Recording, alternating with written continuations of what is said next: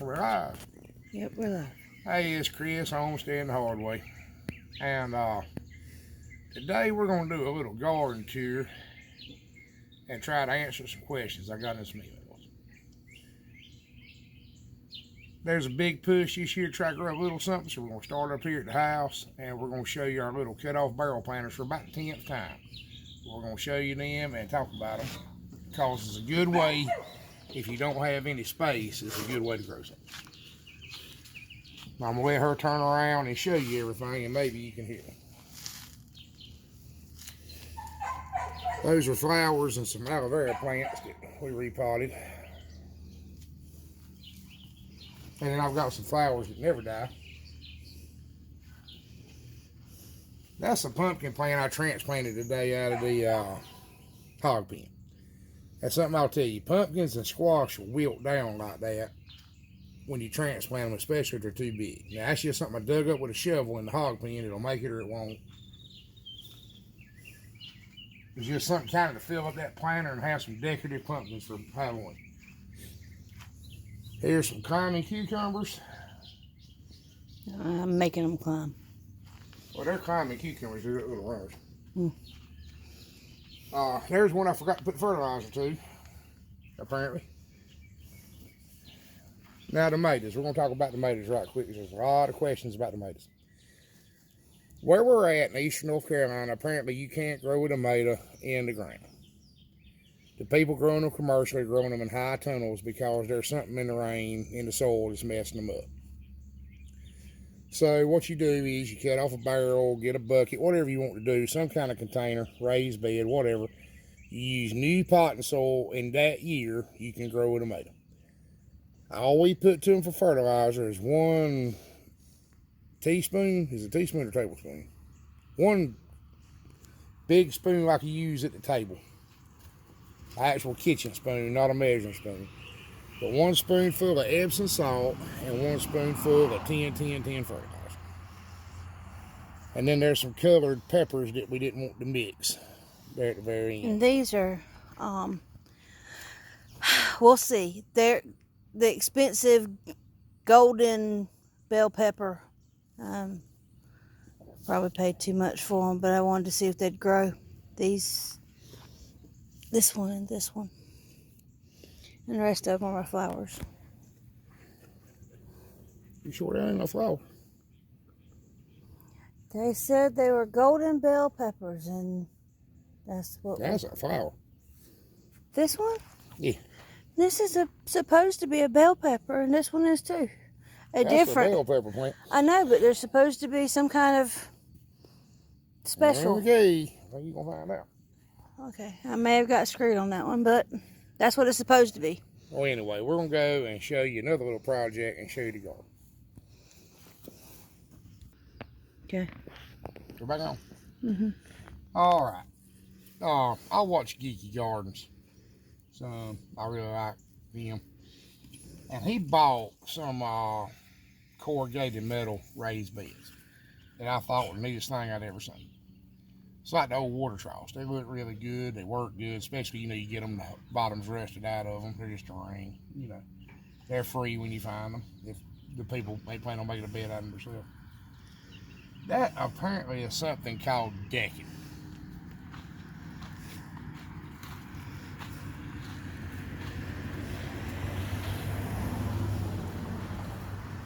It's a really heavy gauge material. It's not roofing material. Apparently it's what you put under a flat roof and then build a roof on top of it. But somebody gave me enough of it to finish 1 hog shelter, which we'll show you the new hog pens and the new what's going up back there. Maybe we'll call this a homestead tour instead of a garden tour. But we're adding on to the hog pens, building a finishing pen and another sow pen. And I had that piece left over.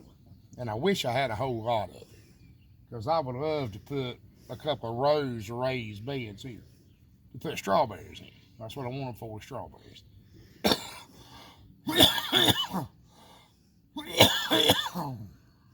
And then we're going to do some more cut-off barrels. to put more tomatoes in. We've only got 3 tomato plants, and I'd love to have at least 12. But now we're going to take you around and show you a few other things, and we'll end up at the garden. All right. All right. Couple things we're going to talk about over here. The first thing is, if you look at this gate, this big gate on these hog pens, I do not think that's a pig-proof gate. Neat. It's a tubing gate like they sell at Tractor Supply. I welded that piece of utility panel to it because it's what I had laying around. I'm going to do the same thing with the other. I'm hoping it's going to stiffen it up enough that it can't just bend it. We may have to end up putting the hot wire in front of it with a gate handle. I just wanted to kind of tell you that while we were right here and let you show you the hog pen from the other view.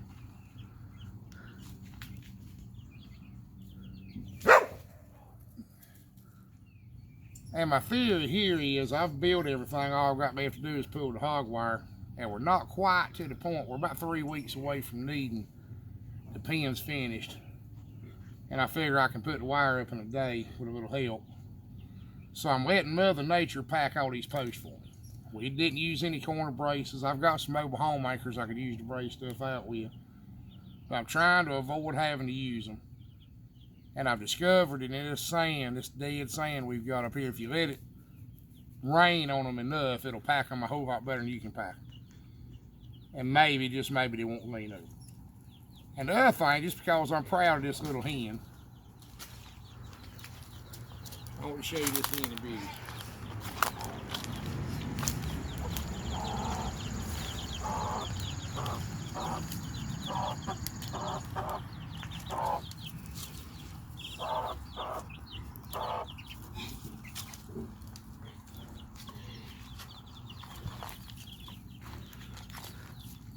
Now let me tell you what she done. We didn't clip her wing. She was a gift. We get gifted a lot of chickens. But she was a gift from a good friend of mine, and we didn't clip her wings. We just threw her in the coop with the rest of them. Well, she would fly out. She would go back in at night, but during the day she rambled. So she stayed in there with the rooster to get bred. Then she went and hid in the hay barn and laid a clutch of eggs. And she hatched 20. I think there's still 19 left. I don't know if you ever tried to count a biddy or not. They're pretty hard to count. You can probably pause the video and count them pretty good, but it's tough on me. But that was pretty impressive. It's been a long time since I had one hatch 20.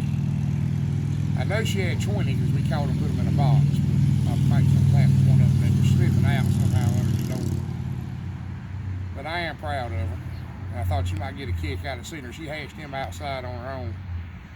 And they're in there for protective custody because, you know, honestly, we wouldn't raise one if we just let them run around.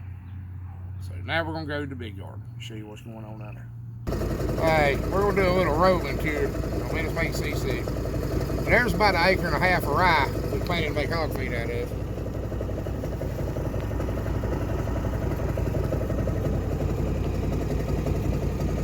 And the wind got in a little bit the other day. It's laid down some. That's a good stand of rye. Kind of proud of it too. I don't know how bad this is going to be, but we're going to try to film and drive at the same time.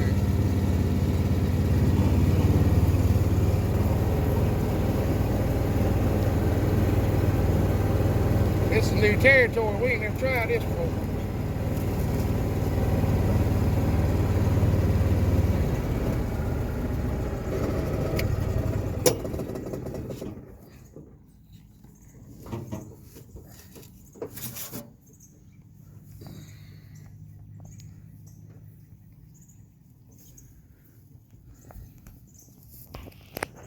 Alright, that's the garden this year.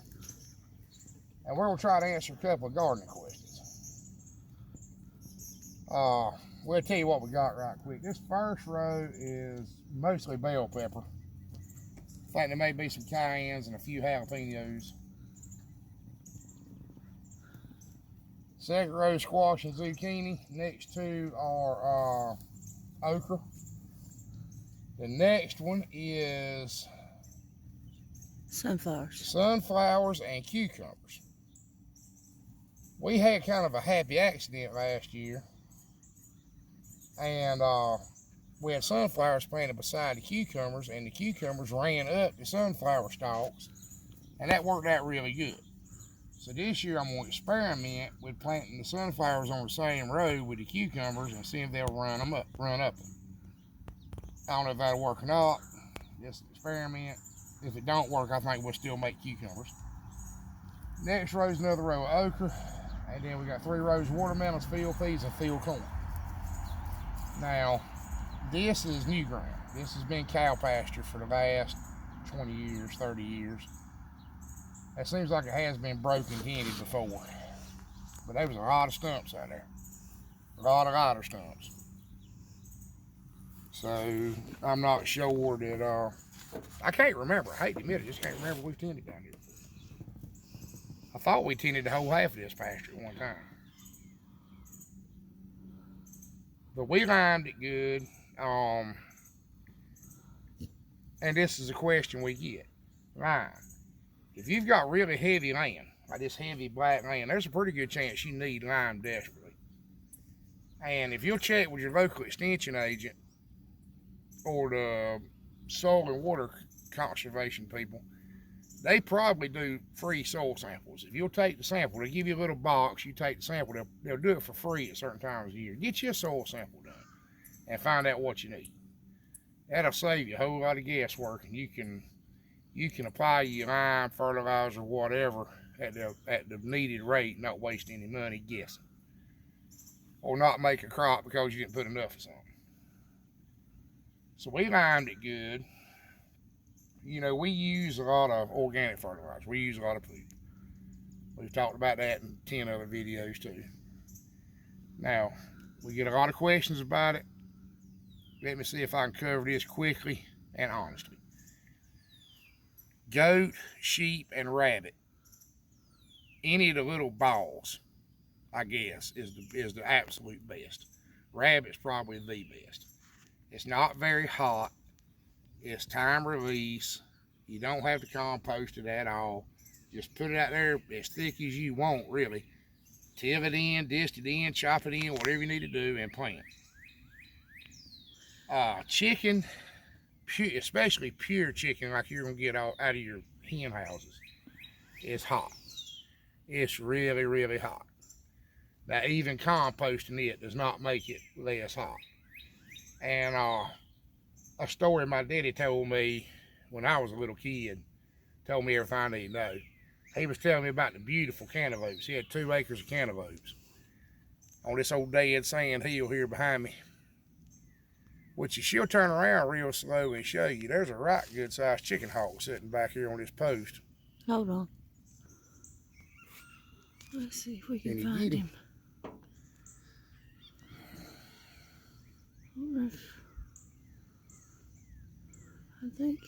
I believe that's the male. The hen's a bit bigger.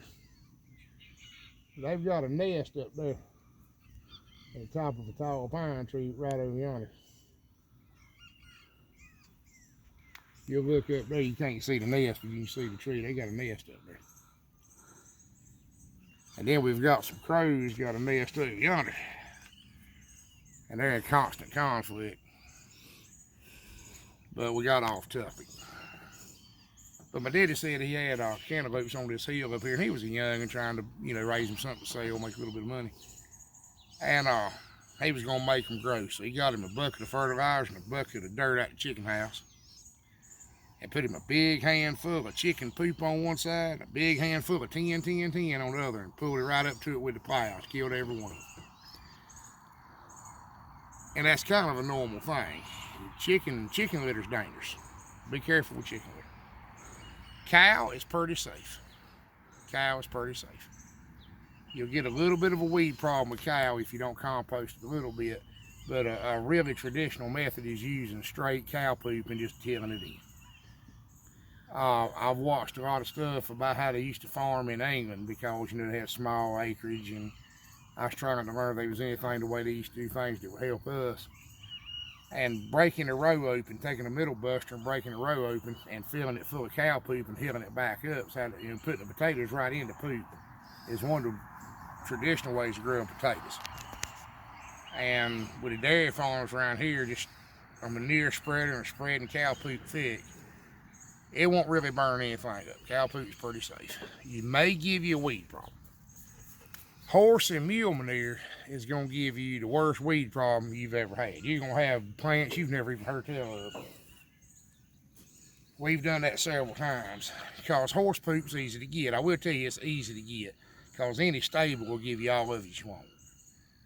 Just about any stable, veterinary office that boards horses, any place like that, if you carry them a trailer, they'll fill it up for you. And my suggestion on that, be carry home and compost it. Then maybe it'll kill some weed seeds. If you just broadcast it and disc it in, it'll be bad. It'll really be bad. And that's from experience. That's not guesswork. What was something else people asked us? I said we were going to talk about. Oh, the squash plant's wilting down. I had a couple people apparently that's the problem this year, and I had the same problem. For some reason, squash plants, if it gets hot early, they'll wilt down, just like the ones up there, just like that pumpkin plant up there. I should have covered this when I was talking about it. But they'll wilt down and come back when it cools off. They'll do that until they get established. It's nothing to panic about. Yes, the okra are planted a little bit early, but I always plant them early. They always do good. And those are 46-inch rows. And when this garden gets up some size, you won't really have enough room to get down the middles. The squash are planted, what, 2.5 foot apart? I think they're 2.5 foot apart, and I'm not so sure next year we're not going to do 3 or 4 because they grow together so bad it makes picking them hard. We get a lot of questions about how much production will you get out of a garden. Honestly, I don't know how big this one is. It's 1, 2, 3, 4, 5, 6, 7, 8, 9, 10, 11, 12, 13, about 16, 18 rows, 48-inch rows. So it's 16 times 48. I don't know how long it is. I didn't measure it. I just disted up the spot and planted it. But that many squash will feed the whole neighborhood. That many okra will feed the whole neighborhood. That many cucumbers will feed the whole neighborhood. Same with the watermelons. The field peas takes a lot of peas. And we've talked about this before. If you're really trying to grow a family of 4's food supply for the year, you probably need 3 times this much to grow everything. In the old days, they put a spot this big just in potatoes and a spot this big just in sweet corn. Probably a bigger spot, probably twice this size in potatoes and sweet corn. I have a friend of mine grows potatoes. I have a friend of mine grows corn, so I don't have to. We'll probably end up, giving him okra. He'll give us corn, something like. We try to split it up. If you got the right kind of soil to grow something, we tend to try to. I'll grow this, let them grow that, and we'll just swap. It's not a bad way to do it. We've got a lot of questions about rising feed cost. And probably ought to cover that a little bit.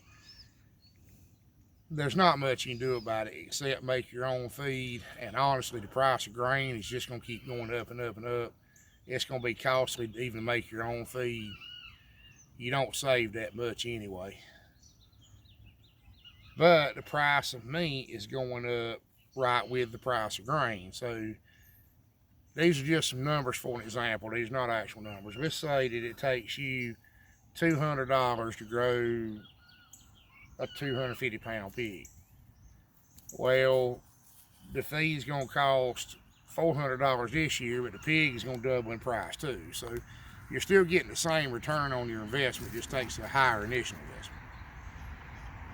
That's probably the best way to put it. The price of meat's going to go up to match the increase in the price of feed at the grocery store, so you'll still be accomplishing the same goal. If you're selling any, you'll still be making about the same profit because you're going to have to double, with the price of feed when you're going to have to double the price of your pork or your beef or your chicken, whatever you're selling. I've said this before and it made some people mad, but the truth is, if you're losing money raising livestock on your place, you're doing it wrong. You ain't supposed to lose money on livestock. It's supposed to be the one thing you make a profit on. something else we've talked about before I'll cover again. It shouldn't cost you a fortune to tend a garden. If it's costing you hundreds and hundreds of dollars to tend a garden, you might need to rethink what you're doing. We spent $100 on plants this year because honestly I handed my wife a $100 bill and she went to the plant sale the FFA was having and went overboard. That's unusual. We don't normally do that. And we've only bought 2 bags of bag fertilizer to go to everything we've got. And I've only used a bag and a piece. Maybe a bag and 2 or 3 pounds out of another bag. And when I get through, I'm going to have 3/4 of a bag left over. The only thing I got left to do is side dress this corn. Something else we'll cover. Bag fertilizer goes a whole lot further than you think it does. It don't take near as much, depending on your land. Now, if you got some dead sand, like we got up there by the hog pen, it can take a little bit, but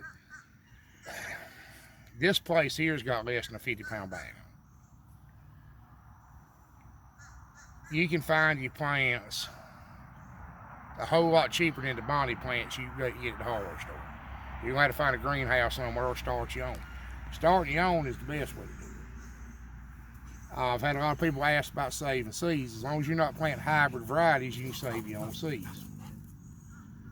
The heirloom seeds are great, but my suggestion on that is if you want heirloom varieties, buy them one year and then save them. Don't keep buying those expensive things every year. Now, I think we talked about the sweet corn a while ago. One of the reasons, or the field corn. One of the reasons I've got field corn over here is this is new ground. I wanted to see how good corn was going to do here. Because next year, if it does good, I'm going to put this whole place, except for a small garden, in field corn to make hog feed. But one of my buddies is a farmer. I needed 1/4 pound of corn seeds. I got a handful out the planter. You know, I need some seed. Get you a handful. You know, didn't cost me a thing to plant. It's just, you know, kind of an experiment. I'm doing a lot of experimenting this year because my health's bad, and we needed 10 something because I'm worried about the food shortages. But I want to try to figure some things out while I'm going. Try to help y'all out a little bit. But I think that's about covering everything. And I don't like these videos to be long. But maybe that'll help you out a little bit. If you have any questions, earthway cedars. Every little YouTube channel on YouTube has done a video on an earthway cedar except me. So there's plenty of them out there to watch. I think Lawson Lawn and Farm did one. I'm almost certain he did. But those little earthway cedars, they're really hard to push in a straight line. And they have a tendency, like if you look at these okra, to sew stuff too thick. But they're a big labor saver. And what I do, like if it plants something too thick, first time I chop it, I just chop out what I don't want there. And when these okra get a little size on them and I chop them out, that's what I'll do. I'll thin them out to where I want them. And it plants corn and peas and beans pretty good. It's the small seeds that kind of gets a little bit too thick. But anyway, I think that might be all I can tell you to help you. If you have any questions, leave them in the comments. And remember, you can do all this stuff. Times are scary right now. Stuff's getting out of hand. The price of fuel's killing me, honestly. But you can do all this stuff. Now's a good time to try. It may be important. You'll never get it done sitting on the couch. So remember, you'll never plow a field but turn it over in your mind. And I appreciate you watching. And we'll talk to you later.